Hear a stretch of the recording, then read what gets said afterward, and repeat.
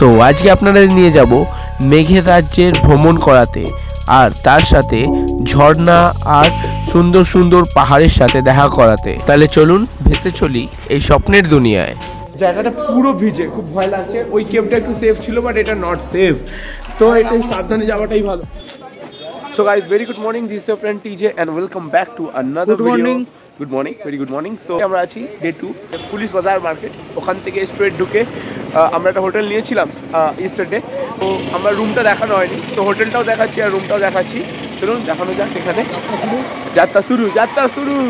আর এই হোটেলটা আমরা ছিলাম, হোটেল জেকে ইন্টারন্যাশনাল। তো এটা হচ্ছে রিসেপশন।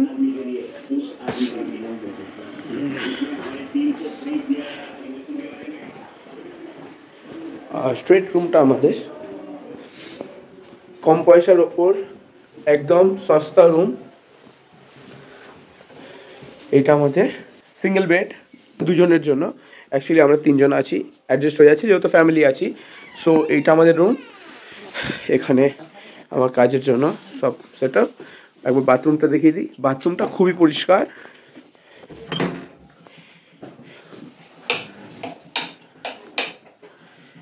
এভরিথিং গিজার আছে, মানে হট ওয়াটার এখান থেকে ডিরেক্ট আসছে। এক্সস্ট সিস্টেম সব কিছু ওকে, একদম পারফেক্টলি। ফ্যান সব আছে, টিভি ওয়ার্কিং, মানে একদম ওয়ার্কিং কন্ডিশন। ভাই এখানে, আর এখানে আমাদের রুম ভিউ। দেখি জানলার বাইরে কি দেখা যাচ্ছে। সুন্দর সুন্দর বাড়ি, গাছ সবই দেখা যাচ্ছে জানলার বাইরে। সো গাইস, একটা খুবই সুন্দর রুম। শুধুমাত্র কত জানেন, আমাদের 1200 টাকা করে বলা হয়েছিল। আমরা 2 দিন থাকছি, সেই জন্য 1000 টাকা করে 3 দিনে 3000 টাকা নিচ্ছে। আই গেস মেঘালয় আজকে চেরাপুঞ্জির যতগুলো স্পট আছে সবই ঘুরে দেখাবো। কি ভাই? All total. তো গাইস, আমরা একটা বড় ট্রাভেলার করেছি, যেটা পার ডে এক দিনের নিচ্ছে 9000 টাকা। যদি আমরা ডিভাইড করে নিই, ওই 450-500 কাছাকাছি হচ্ছে একজনের। তো খুবই রিজনেবল রেট, বেশি জন আসলে সুবিধা। সো গাইস, এই গাড়িটা আমরা হোটেল থেকে এসেই করেছি। আগে থেকে কিছু বুক করবেন না, আপনারা ডাইরেক্ট আসবেন, অলওয়েজ অ্যাভেলেবল থাকবেন সেই হোটেলে। আর হ্যাঁ, রোডের সামনের দিকে নেবেন তো হোটেলের দাম একটু বেশি। একটুখানি চেষ্টা করুন ভেতর দিকে ঢুকে আসতে, একটু রিজনেবল দাম হবে। ওকে গাইস, এবার যদি আপনাদের কাছে কোটি টাকার সম্পত্তি থাকে, আপনি যা ইচ্ছা করতে পারেন গাইস। মানি ইজ ইয়োরস, আমাদের কোনো হাত নেই এতে। সো চলুন বেরিয়ে আসি, বাই। সো আমরা যে গাড়িটা করা হয়েছিল সে ফোর্স ট্রাভেলার 23 সিটার। এই হচ্ছে ফোর্স ট্রাভেলার, আর এটাতে আমরা সবাই বসতে যাবো। তো গাড়িটার ভিউটা একটু বাদে দেখাচ্ছি। আমরা এক্ষুনি বসবো, টাইম হয়ে গেছে সারা। আর টাইম হচ্ছে অলমোস্ট কত রে? 7:25। আর আজকে ডেট হচ্ছে 17 তারিখ, 17 ফেব্রুয়ারি। সো শুরু করি যাত্রা, চলো। আমাদের টোটাল টিম রেডি তো? এখানে আঙ্কেল, আর এখানে দেখি সবাই কোথায়। এই তো, ভিডিওটা খুব সুন্দর হবে আশা করছি, চেষ্টা করছি। সবাই রেডি যাওয়ার জন্য? গলায় জোর নেই কেন? এবার যারা গলায় কথা বলছি না, সবাই মুখটাকে বুলিয়ে দেবো, মানে কারোর মুখ দেখতে দেবো না। হ্যাঁ অবশ্যই করবো। হয়েছে সুন্দর হয়েছে। হ্যাঁ কাকু এখানে, কাকু রেডি তো যাওয়ার জন্য? আনন্দ হচ্ছে, একটু এক্সাইটমেন্ট হচ্ছে একটু। चलो जाओ जा, वे रेडी टू गो। हम लोग को अच्छा से घुमाना पड़ेगा, लेकिन हम लोग खुश हो जाए तो वीडियो भी अच्छा से डाल देंगे।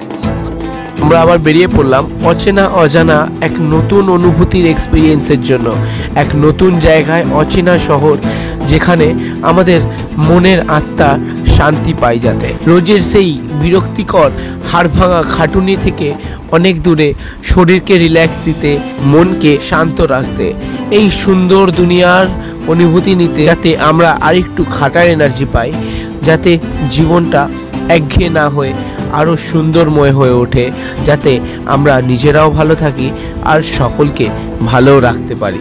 সেই কারণ আকাশ বাতাস, পাহাড় পর্বত, নদী সমুদ্র সবার থেকেই অনেক কিছু শেখার আছে। পাহাড় শেখায় ধীর স্থির হতে, সমুদ্র শেখায় বয়ে চলতে, আর আকাশ শেখায় থেমে না থাকতে, আর সূর্য শেখায় উজ্জ্বল হতে। তাই আমি বিভিন্ন জায়গায় ঘুরতে ভালোবাসি।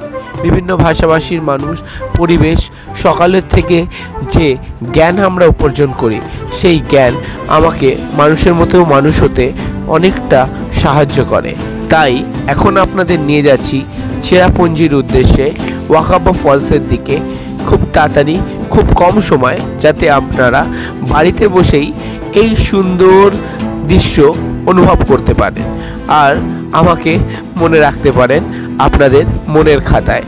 আর এই দু পাহাড়ের মাঝে ভি আকৃতির জায়গাটাকে বলা হয় ভ্যালি। এইটা হচ্ছে গ্রামপ্যাপ valley. So guys, we are at the Grampap Valley. একবার দেখিয়ে দিই এখানে ভিউটা।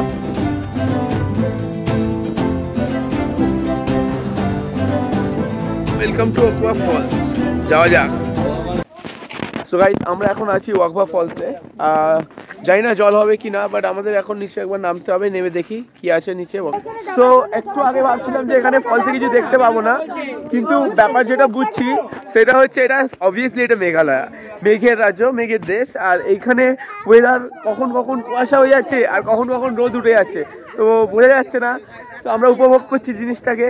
হঠাৎ হঠাৎ পুরো কুয়াশা হয়ে যাচ্ছে, অ্যাকচুয়ালি ওটা কুয়াশা না, ওটা মেঘ, ঠিক আছে, কারণ আমরা একটা প্রচুর হাই অ্যালটিটিউডে আছি। তো যাওয়া যাক ফলসের দিকে, চলি।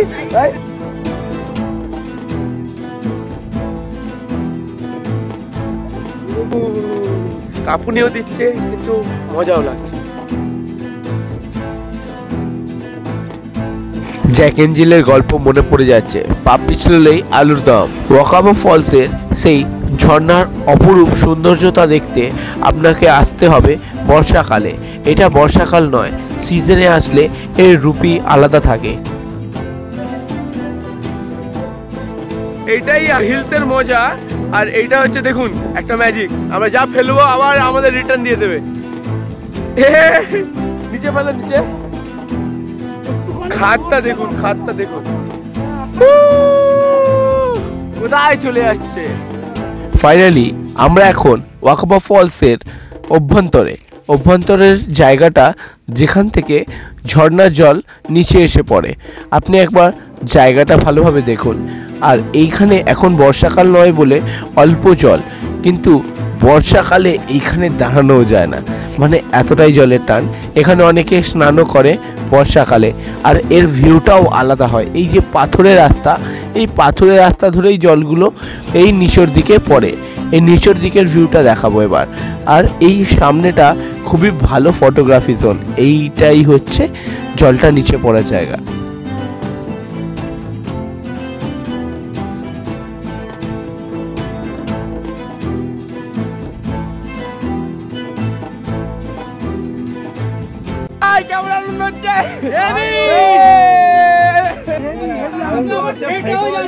কিভাবে ফাটলো ভাই?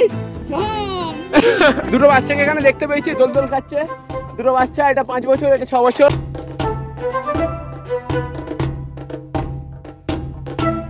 চলুন এবার নেক্সট স্পট ঘোরাই, দেখা যাক আর কি সুন্দর দৃশ্য দেখা যাচ্ছে। সো ফাইনালি আমরা এখন সেই ভয়ঙ্কর নোয়াখালীকাই ফলসের পথে, যেই ফলসে অনেক বড় একটা স্টোরি আছে, ভয়ঙ্কর স্টোরি। খাসি ভাষায় নোয়াখালীকাই ফলসের মানে এইটাই দাঁড়ায় যে লিকাই যেই পাহাড় থেকে ঝাঁপ দিয়েছিল, মানে যেই ঝর্ণা থেকে লিকাই ঝাঁপ দিয়েছিল, তাই এই ঝর্ণার নাম দেওয়া হয়েছে নোয়াখালীকাই ফলস। এই স্টোরিটা একবার আপনাদের বলি। ফাইনালি উই আর অ্যাট নোয়াখালীকাই ফলস। দেখিয়ে দিচ্ছি পেছন দিকটা, কেমন লাগছে? মজা হেবি তো? কেমন লাগছে? নাইস, বলো। তো শুরু করা যাক এই ভয়ঙ্কর নোয়াখালীকাই ফলসের স্টোরি। নোয়াখালীকাই ফলস অবস্থিত খাসি হিলসে, আর এটা চেরাপুঞ্জির সোড়াতে অবস্থিত। খাসি হিলসে খাসি প্রজাতির লোকেরা বসবাস করে। আর এইখানেরই কাছাকাছি একটি ছোট্ট গ্রামে থাকতো লিকাই নামের একটি মহিলা, যার একটা সুন্দর পরিবার ছিল। তার হাজব্যান্ড আর তার কন্যা সন্তান সবাই মিলে তারা হাসি খুশি জীবনযাপন করত। কিন্তু হঠাৎ একদিন তার হাজব্যান্ডের মৃত্যু ঘটে, যেটা এখানেরই গ্রামবাসীদের থেকে জানা যায়। কিন্তু তার হাজব্যান্ড চলে যাওয়ায় তার খুব কষ্টে জীবনযাপন কাটছিল, কারণ সে তার কন্যাকে খুবই ভালোবাসতো। অভাবের কারণে সে তার কন্যা সন্তানকে ঠিক করে মানুষ করতে পারছিল না, তাই সে আরেকটি পুরুষের হাত ধরে, যাতে তার সংসারটা আবার নতুন করে গঠন হয় আর তার সব সংসারের অনটনগুলো দূর হয়ে যায়। কিন্তু তারও মধ্যে ছিল অনেক বাধা। লিকাই তার মেয়েকে অনেক বেশি ভালোবাসতো, তাই সে ঠিকভাবে অ্যাটেনশন দিত না তার হাজব্যান্ডকে। তাই তার হাজবেন্ড তার উপর অনেক ক্রুদ্ধ ছিল। আর খাসি প্রজাতিতে মেয়েরা বাইরের কাজ সামলায় আর ছেলেরা ঘরের কাজ সামলায়।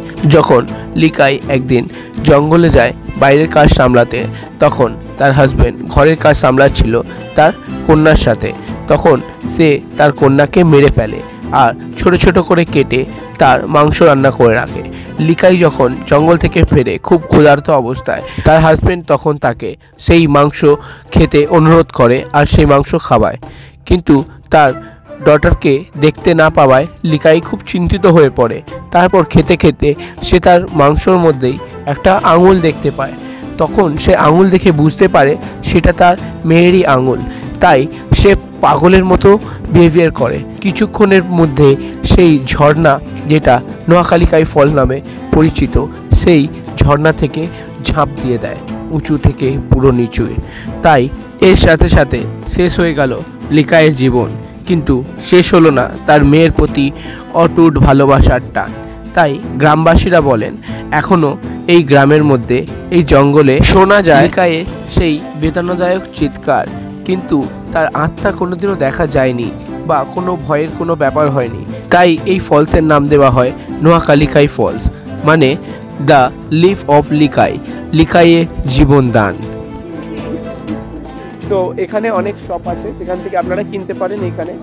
আর এখানে ড্রোনের আবার পারমিশন ছিল, দ্যাট ইজ ওয়াই ভালো ভিউটা পাওয়া গেল। এখানে লোক খুব ফ্রেন্ডলি, খুব ভালো, সবাই খুব ভালো। আর এখানে আপনার দোকানগুলো দেখাচ্ছি, দোকানে কী কী পাওয়া যায়।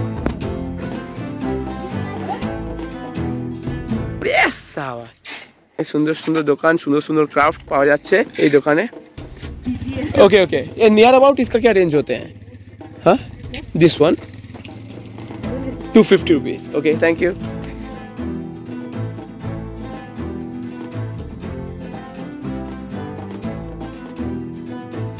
এটা এখান থেকে শপিং হলো ভাইপোর জন্য, তাই তো? খুব সুন্দর লাগছে। চল 250, ঠিক আছে, চলো চলো যা যাক। শোনো, ফুলদানি কিনেছে, আয়না, অনেক কিছু। ঠিক আছে চলো, আমি ফুল কিনেছি। ও বাবা গো, ফুল। চলো ঢোক। তো যেটা বলেছিলাম, এটা মেঘালয়, মেঘের রাজ্য। আর মেঘের দেশে আমরা ভেসে ভেসে উড়ে যাচ্ছি, কিন্তু এখানে কখন রোদ উঠছে, কখন মেঘ হয়ে যাচ্ছে কিছু বুঝতে পারছি না। একটু আগে রোদ উঠছিল, তো আমরা ভিউটা পেয়েছি। ভিডিও খুব ভালো উঠেছে, এটা ভগবান আমাদের সহায় আছেন। তো আমরা এবার দেখাবো এখানে ভিউটা, দেখুন পুরো মেঘ হয়ে গেছে।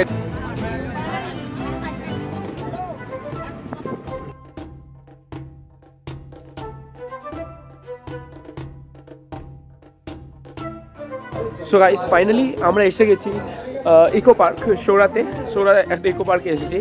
এখানে এখানে চিলড্রেন্সের জন্য, মানে ছোটদের জন্য 10 টাকা, আর অ্যাডাল্ট মানে বড়দের জন্য হচ্ছে 20 টাকা পার হেড। আর ভিডিও শুটিং করলে 1000 রুপিস। এটা কি কত নিল? 20। আমার ফেভারিট পাইনাপল, দারুণ খেতে। ডাইরেক্ট জমি থেকে বোধহয় তুলেছে, মানে এখানেই ফার্মিং করা হয়েছে। খুবই সুন্দর খেতে, সুপার টেস্ট। এটা হচ্ছে সোরার ইকো পার্কের ভেতরটা। আমরা ভেতরে ঢুকলাম সবাই। এখানে জাস্ট অ্যামেজিং ওয়েদারটা ফিল করছি গাইস, যা লাগছে না। মেঘের দেশ, মেঘের রাজ্য, মেঘালয়। আমরা ফিলটা কিরকম হচ্ছে শরীরে, আলাদা এনার্জি, মানে মোবাইলে যেমনি চার্জিং হয়, আমরা নিজেরাও চার্জ হয়ে যাই, কি রাইট? আবার খাটবো চেপে, আবার আগের বছর অন্য জায়গায় যাবো, তাই না? চলুন আপনাদেরকেও ঘুরতে নিয়ে যাও, কিন্তু গাইস তার জন্য আপনাকে কি করতে হবে? লাইক, কমেন্ট আর শেয়ার, সাবস্ক্রাইব। চলুন গাইস দেখাই ইকো পার্কের ভিউ পয়েন্ট। এখানে আরো রেস্তোরাঁ আছে। সো গাইস, আমাদের একটু পেয়ে গেছে খিদে। ভেজ থালি পড়ছিল 110 রুপিস। আর আমরা খাবো কিন্তু মাছ ভাত। তো খুবই কাল থেকে ভাত খাওয়া হচ্ছে না সেরকমভাবে, তো মাছ ভাত খাবো। এখানে পড়বে 160 টাকা প্লেট। তো ভেতরে যাই আর দেখি এখানে খাবার কিরকম। আইসক্রিমও পাওয়া যাবে এখানে। চলুন যাই, খাওয়া যায়। চলো চলো, মাছ ভাত হ্যাঁ। এখানে সবাই খেতে বসেছি, অপেক্ষায় চাতক পাখির মধ্যে চেয়ে বসে আছি। পাপড়,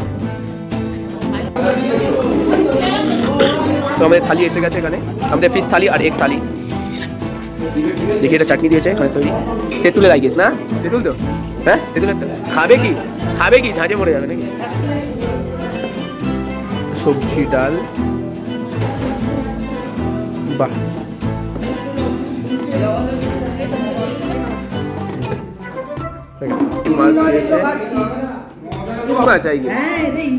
মাছ, একটু তরকারি আর ডাল। চলো একটু শুরু করি। রাইসটাকে আমি ঝরঝরে একটু তরকারি দিয়ে, তরকারি দিলাম, একটু ডাল। আগে দেখানোর জন্য আমি খাবো তো তৃপ্তি করে, তখন ভিডিও দেখাবো না, আমি একবার খালি টেস্ট করে দেখিয়ে দিচ্ছি। পেট ভরে খাওয়া দাওয়ার পর আমরা চললাম এখানের যে অ্যামিউজমেন্ট পার্ক ইকো পার্কের উদ্দেশ্যে। আর এখানে ইকো পার্কের দৃশ্যটা খুবই সুন্দর, মেঘে মেঘাচ্ছন্ন, যেটা দেখছি পুরোটাই মেঘ, কুয়াশা মনে হলেও এইগুলো মেঘ। মেঘের দেশে মেঘ থাকবে না, সেটা কি আর হতে পারে? আর এই যে পার্কটা দেখছেন, এই পুরোটাই কিন্তু ঝর্ণায় ভরা। এই শুকনো জায়গাগুলো পুরো ঝর্ণা, কিন্তু যখন আপনি বৃষ্টির সিজন এখানে আসবেন, আপনার পুরো জলের জল দেখতে পাবেন। জায়গাটা তাতে একটু ফলস বোঝানো যায়, সেই জন্য অল্প জল ধরে রাখা হয়েছে এখানে। পরের পর্বে আপনারা দেখবেন মৌসামাই কেভ, সেভেন সিস্টার ফলস আর আরওয়া কেভের ফসিলসগুলো খুবই সুন্দর। ভিডিওটিকে মন দিয়ে দেখে আমাদের পাশে থাকার জন্য খুবই অসংখ্য ধন্যবাদ আপনাদের। প্লিজ আমাদের চ্যানেলটিকে সাবস্ক্রাইব করবেন আরও সুন্দর সুন্দর ভিডিও দেখার জন্য। কথা দিচ্ছি এত সুন্দর ভিডিও আনবো, আপনাদের মন আরও খুশি হয়ে যাবে।